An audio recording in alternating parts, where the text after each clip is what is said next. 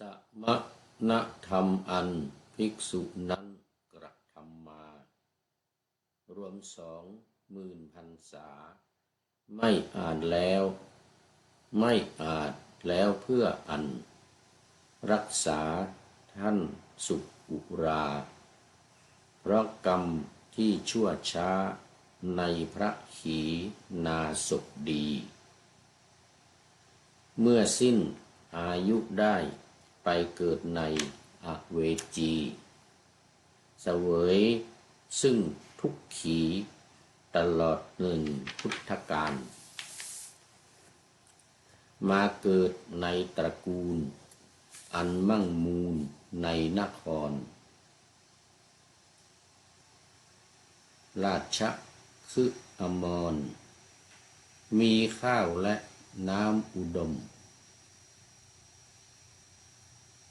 ในการแห่งองค์พระในการแห่งองค์พระพุทธเจ้าองค์บรมศาสดาโคดมของเรานี้นี่เองแลขอถวายความนอบน้อมแด่พระรัตนตรัยมีพระพุทธเจ้าเป็นต้นขอถวายความเคารพพระมหาเถระพระเถรานุเถระเจ้าคณะพระสังฆาธิการทั่วโลกมีพระเดชพระคุณพระธรรมเสนาบดีเจ้าคณะภาค7วัดพระธาตุดอยสุเทพเป็นต้นและขออำนวยพรแด่ท่านผู้ฟังท่านผู้ชมสาธุชนพุทธบริษัททั้งหลายวันนี้รายการธรรมทัศน์ของวัดพระธาตุดอยสุเทพออกอากาศทางสถานีวิทยุวปท2จังหวัดเชียงใหม่มีร้อยเอกจำนงปัญญาวัฒโนเป็นหัวหน้าสถานีและอาตมภาพพระครูปริยัติยานุศาสตร์เป็นผู้บรรยายเป็นประจำทุกวันเวลา7:30 นาทีถึง8 นาฬิกาโดยประมาณวันนี้ก็เหมือนเดิมญาติโยมทั้งหลายบันทึกเสียงล่วงหน้ามาจากวัดโพธิศูนย์ปฏิบัติธรรมกรรมฐานวัดพระธาตุดอยสุเทพอาตินาเมืองทานลินประเทศเอสโตเนียซึ่งขณะนี้ผู้พูดก็ได้พักพาอาศัยอยู่เราเรียกว่าพักผ่อนนอนหนาว หลังจากที่ไปหลบหนาวจากนี้ไป6 เดือนกลับมาก็ยังหนาวอยู่ ประเทศเอสโตเนียนี่ถือว่าสุดยอดในบริเวณเนี่ยหลายๆประเทศรวมไปถึงรัสเซียด้วยติดชายแดนรัสเซียประเทศรัสเซียที่ว่าหนาวเนี่ยนะอยู่ในใกล้ขั้วโลกเหนืออย่างนี้ก็มีฟินแลนด์สวีเดนเดนมาร์กนอร์เวย์ทั้งนั้นเลยหนาวทั้งนั้นเลยถ้าลงไปทางใต้หน่อยก็ลัตเวียลิทัวเนียยูเครนโปแลนด์แล้วก็ไปเยอรมันไปทางโน้นแต่เยอรมันร้อนแล้วนะเพิ่งมาเมื่อเดือนที่แล้วนี่30-40 องศาอากาศร้อนก็คิดว่าเอสโตเนียก็คงจะร้อนขึ้นบ้างแล้วปรากฏว่ามาต้องนั่งหนาวสั่น วันนี้มีญาติโยมคนไทยและคนศรีลังกาคนเอสโตเนียมาทำบุญถวายภัตตาหารเพลได้ฉันอาหารไทยวันนี้แหละมีลาบมีอะไรหลายอย่างนะผัดกะเพราหมูไข่ดาวนี่ข้าวสวยข้าวกล้องข้าวหอมมะลิเขาท่าวันนี้เป็นวันแรก มานี่ได้กี่วันแล้วเนี่ย7 28 29 30 1 2 3 4ได้8 วัน8 วันได้ฉันอาหารไทยละเดี๋ยวต่อไปนี่จะได้ฉันบ่อยๆละอันโยมบอกว่าเดี๋ยวมีโอกาสมีเวลาหยุดการหยุดงานก็จะมาถวายภัตตาหารเพลเหมือนกันนะแล้วก็ถ้าพระคุณเจ้าจะอยากจะฉันเวลาญาติโยมไม่มาก็ให้ไปที่ร้านไปที่เมืองทานดินไปที่บ้านโยมนะประวารณาไว้ขอนิมนต์ไปฉันโทรบอกแจ้งล่วงหน้าวันไปนั่นแหละมันไปวันไหนก็ได้ว่างั้นนะ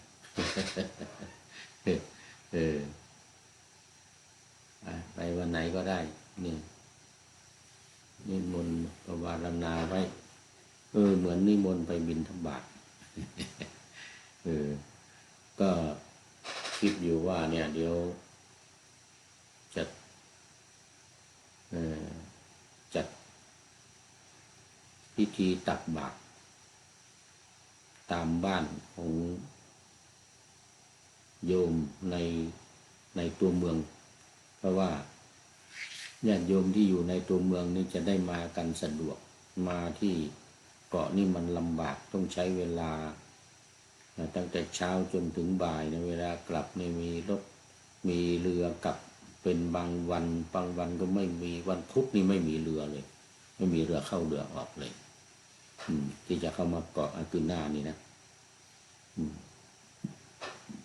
ลำบากเพราะนั้นก็ไปจัดเหมือนกับทางประเทศอังกฤษทางประเทศอังกฤษทางอเมริกานะไปจัดที่ร้านของโยมที่อังกฤษก็เหมือนกันที่ประเทศอังกฤษเนี่ยไปเป็นวันเสาร์วันอาทิตย์วันนัดกันกับญาติโยมว่าพระจะไปบิณฑบาตตื่นเช้ามาก็พากันไปเอาบาตรไปพระไปรูป2 รูป 3 รูปตามที่จะมีพระไปก็แจ้งไปก่อนว่าวันนี้จะมีพระมา3 รูปนะ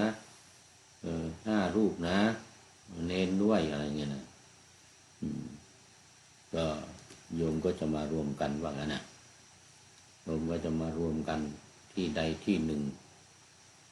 แล้วก็ยืนใส่บาตรกันเป็นแถวแต่ใ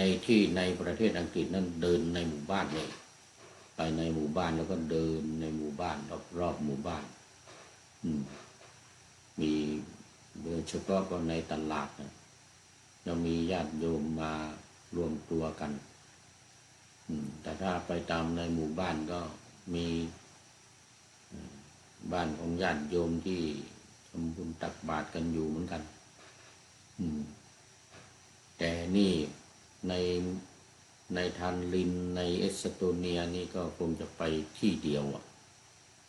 ก็นัดโยมมารวมกันตอนใส่บาตรใส่บาตรให้พรแล้วก็กลับกันจะได้อำนวยความสะดวกให้กับ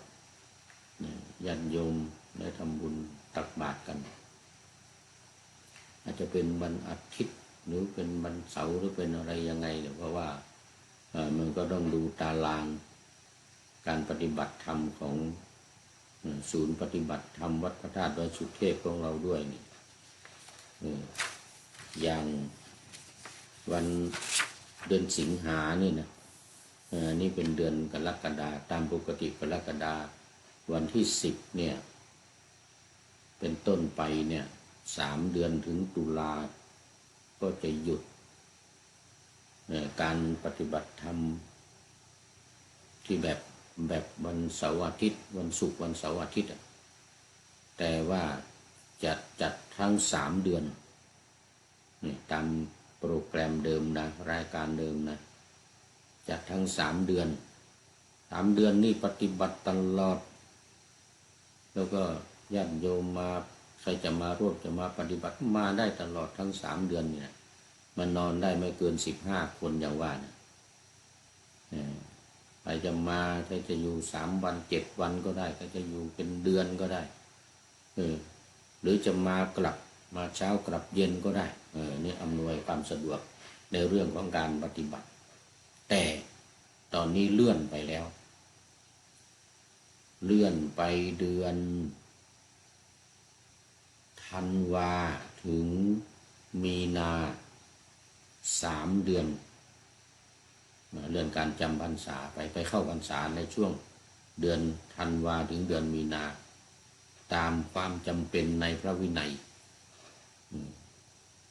เพราะว่าคำว่าพรรษาแปลว่าหน้าฝนในยุโรปเนี่ยมันไม่มีเดือนไหนเป็นหน้าฝนนะมันหน้าฝนมีทั้งปีเพราะฉะนั้นก็จัดได้ทั้งปีจำพรรษาได้ทั้งปี มีหลายวัดในยุโรปนี่ก็เลื่อนเอาตามความจำเป็นในอินเดียสมัยนั้นที่จำพรรษาก็เพราะมีความจำเป็นเดินไปเหยียบย่ำข้าวกล้าของชาวบ้านญาติโยมเลยฝนก็ตกไปไม่สะดวกเปียกน้ำแต่ในยุโรปฝนมันตกตลอดปีเอาเดือนไหนก็ได้จะเป็นจำพรรษาเนี่ยนะ แล้วก็เอาจำเป็นที่สุดอย่างเกาะไอกืนหน้าหรืออย่างที่เอสโตเนียนี่ช่วงนั้นถือว่าลำบากที่สุดเดือนธันวามกรากุมภามีนาเนี่ยถือว่าฝนตกทั้ง2 อย่างเลยฝนจริงๆนี่ก็ตกแล้วก็ฝนหิมะอีกที่เกาะนี่หิมะสูงขึ้นถึงหัวเข่านี่พยากรณ์อากาศ -30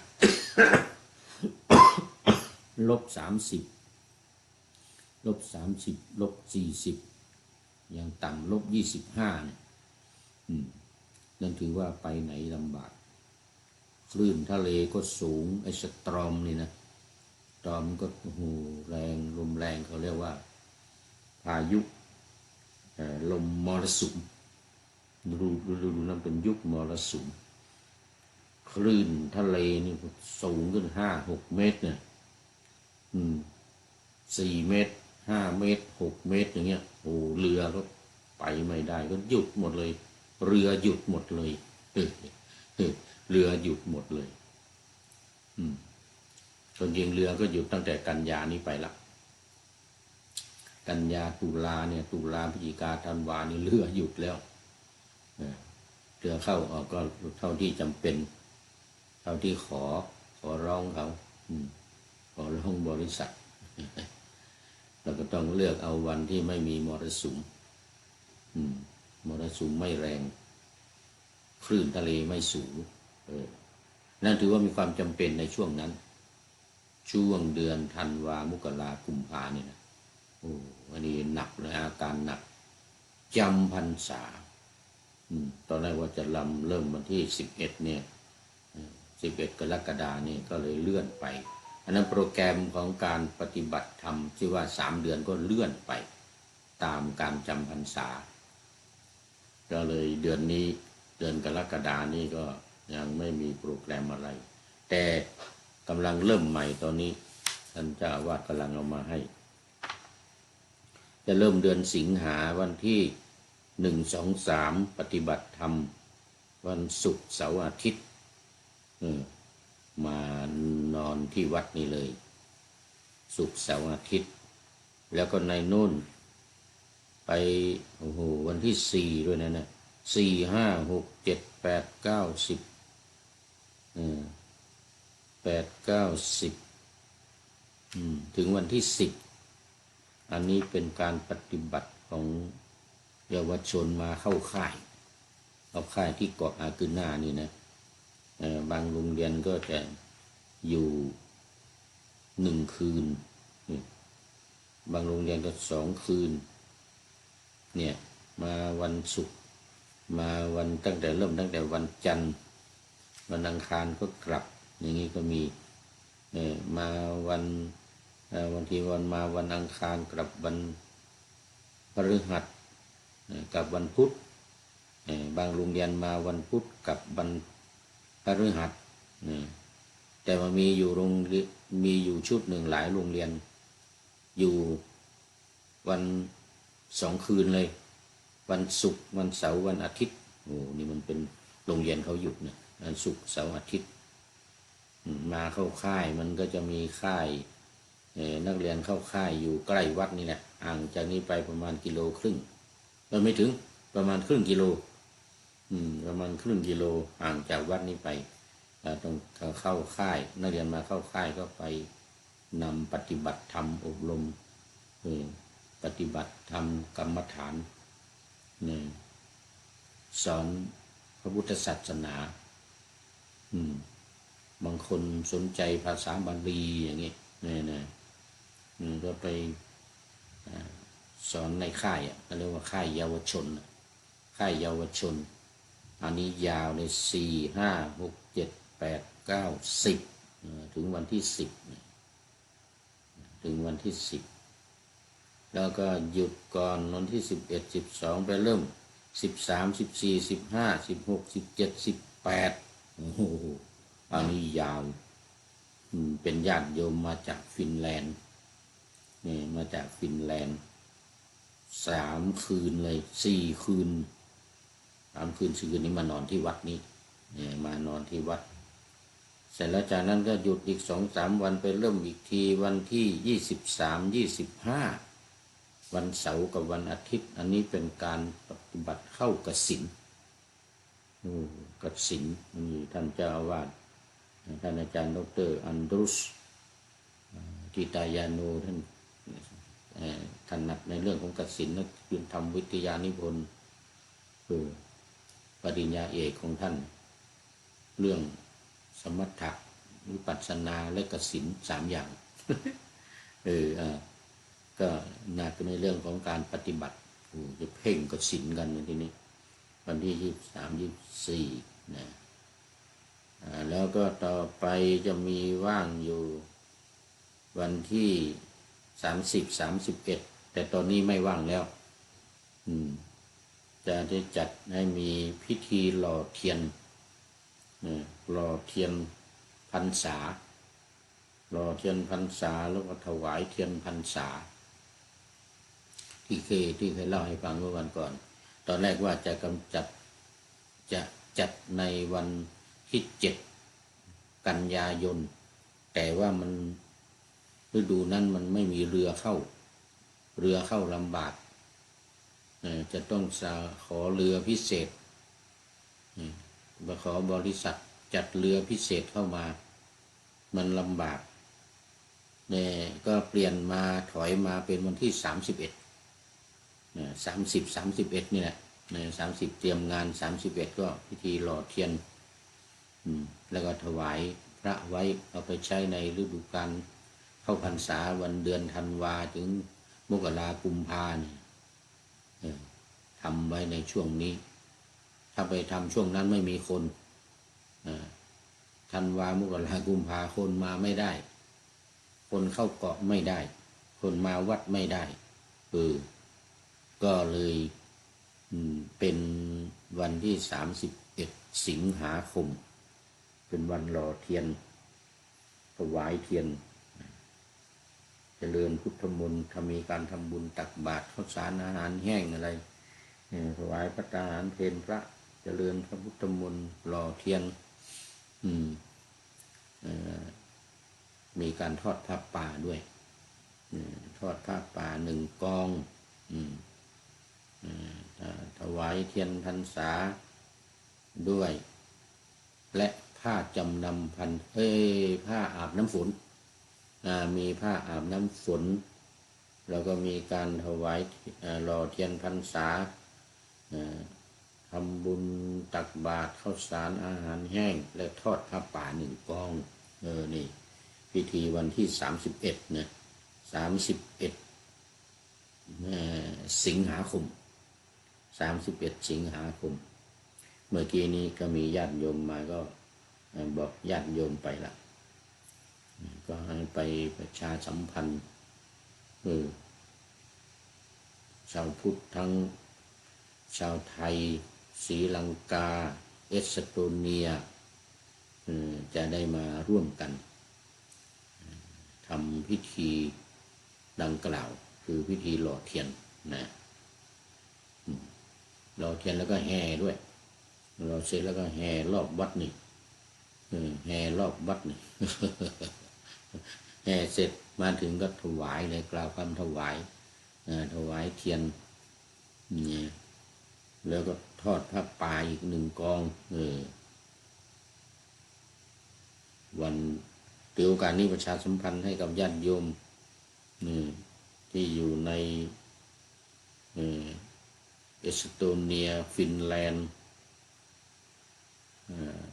สวีเดนเอสโตเนียฟินแลนด์สวีเดนแล้วก็เดนมาร์กนี่ลัตเวียลิทัวเนียบริเวณใกล้เคียงรอบๆประเทศเอสโตเนียนี่นั่งเรือข้ามเรือมา2-3 ชั่วโมงก็ถึงแล้วเราจะได้มาร่วมกันเป็นกิจกรรมประจำปีตอนนี้ขอต้อนรับคุณโยมฝนศรีลากราบสาธุสาธุสาธุเจ้าวันนี้มีคนเมืองมาหลายเนอะวันนี้มีคนเมืองมาทำบุญถวายภัตตาหารเพล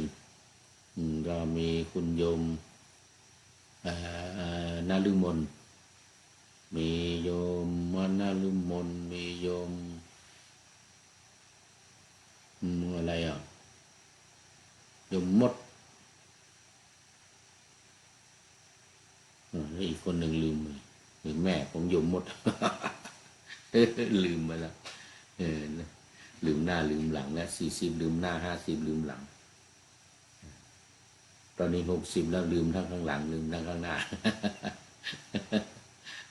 คุณโยมฝนศิลาดูท่าทางจะเป็นด้านสุดท้ายเข้ามาในรายการวันนี้ใกล้จะหมดเวลาตอนนี้มาสู่สาระของธรรมะกันธรรมะวันนี้ยังอยู่ในเรื่องเดิมคือเรื่องความอิจฉาริษยาเนี่ยนะทำให้เสื่อมเสียมากมีผลมากนี่ดังเรื่องที่เล่ามาเนี่ยเล่ามาแล้วนี่ก็คือว่าถึงมาตอนที่กระดุมพีถวายภัตตาหารถวายผ้าสาตกถวายการโปรงผมโปรงหนวดให้กับพระมหาเถระพระขีณาสพแล้วก็พระแล้วก็จัดทำเตียงถวายนิมนต์ไปฉันภัตตาหารอะไรนะพระเจ้าถิ่นที่เคยอยู่พระเถระที่เคยอยู่เป็นเจ้าถิ่นนี้ก็ไม่พอใจก็เลยด่าตกกลางคืนมาไปด่าพระกิณาสพพระอรหันต์เนี่ยนะบอกท่านกินคูดซะว่างั้นนะไปกินขี้ซะดีกว่าว่างั้นนะท่านนอนบนดินดีกว่าจะมานอนบนเตียงที่สวยงามที่ญาติโยมทำถวายนี้ว่างั้นนะไปฉันคูดฉันขี้ซะดีกว่าที่จะมากินอาหารอันประณีตที่ญาติโยมถวายนี่ด่าพระเถระเอาละทีนี้พอสิ้นอายุ ก็ไปเกิดในอเวจีมหานรก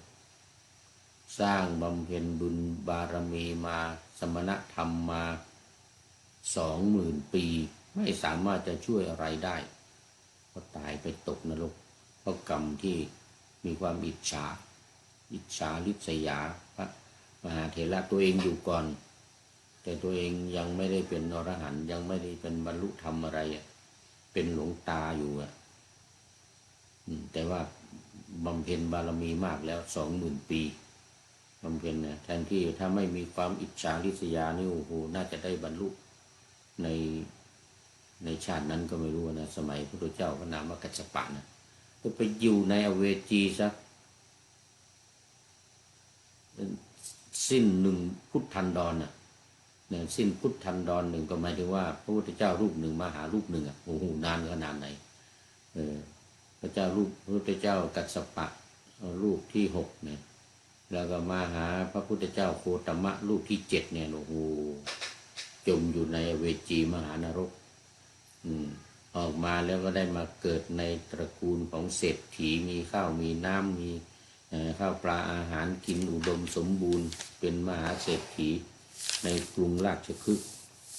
ปรากฏว่าพอเกิดมาแล้วก็ไม่กินข้าวกินน้ำไม่อยากจะกินข้าวกินน้ำไม่อยากกินข้าวแต่กินขี้ แอบไปกินขี้เพราะว่ากรรมที่ได้ด่าพระเถระไว้พระอรหันต์ด่าพระขีณาสพด่าให้ไล่ให้เขาไปกินขี้อันนี้กรรมอันนี้ก็ตามมาทำเศษกรรมยังเหลือจากนรกมาเลยนะไม่นุ่งเสื้อนุ่งผ้าไม่อยากนุ่งเสื้อนุ่งเป็นคนเปลือยกายประพฤติเคร่งครัดบอกว่าเรานี่บำเพ็ญตบะเคร่งครัดเหมือนกันนะ ไปยืนอยู่ที่ข้างก้อนหินใหญ่ที่มีคนไปขี้มีคนไปขี้ไปเยี่ยวนะที่ก้อนหินนะก็ไปอยู่ที่นั่นตอนกลางคืนก็แอบไปกินขี้ทุกคืนตอนกลางวันยืนกินลมยืนขาเดียวกินลมอย่างที่เคยเล่าเมื่อวานเนี่ยยืนอ้าปากพอถามทำไมไปยืนอ้าปากอย่างนั้นกินลมเหมือนกันอาหารอย่างอื่นฉันไม่กินเหมือนกันไม่กินแต่ลมนี่แหละเหมือนกันนะปฏิบัติเคร่งครัดมีคนเคารพนับถือมากเสร็จแล้วก็มีวันหนึ่งก็ไปปรากฏในข่ายคือยานของพระพุทธเจ้าก็พิจารณาดูอะไรจะเกิดเนาะปรากฏว่าอุปนิสัยในการเป็นพระอรหันต์มาถึงแล้วชัมพุกะชีวกเนี่ยนะชัมพุกาชีวกเนี่ยชีวกชื่อชัมพุกาเนี่ยจะได้เป็นพระอรหันต์แล้วนี่เราจะต้องเราต้องไปช่วยอย่างนั้นเราจะต้องไปช่วยเสร็จแล้วพระพุทธเจ้านะจะต้องไปช่วยแต่ว่ามันหมดเวลาเนี่ยช่วยไม่ทันวันเนี้ยชัมพูกาชีวกต้องกินขี้ไปก่อนนะยงฝนศิลาเดี๋ยวคราวหน้าเดี๋ยวคราวหน้าจะได้มาเล่าต่อพุทธเจ้าไปโปรดยังไงทำยังไงให้ได้บรรลุเป็นพระอรหันต์นะวันนี้ยงฝนศิลาก็เป็นท่านสุดท้ายเข้ามาสู่ในรายการสู่เส้นชัยของรายการขอโมทนาเป็นอย่างยิ่งขอนำรายการธรรมะทัดไปก่อนแล้วจะย้อนมาใหม่ในวันหลังเพื่อให้ท่านทั้งหลายได้รับฟังพระธรรมเทศนาเหมือนดังเดิมเป็นธรรมะในพระไตรปิฎก3ธรรมบทอันงดงามบรรยายเสริมอธิบายใจความเหมาะมาต่อเติมยกนิทานดั้งเดิมเสริมบทธรรมขอทุกท่านสุขกายสบายใจปรารถนาสิ่งใดอันเลิศล้ำจงเพิ่มพูนตามบุญงามและตามกรรมที่ได้บำเพ็ญไว้ทุกประการขอเจริญพร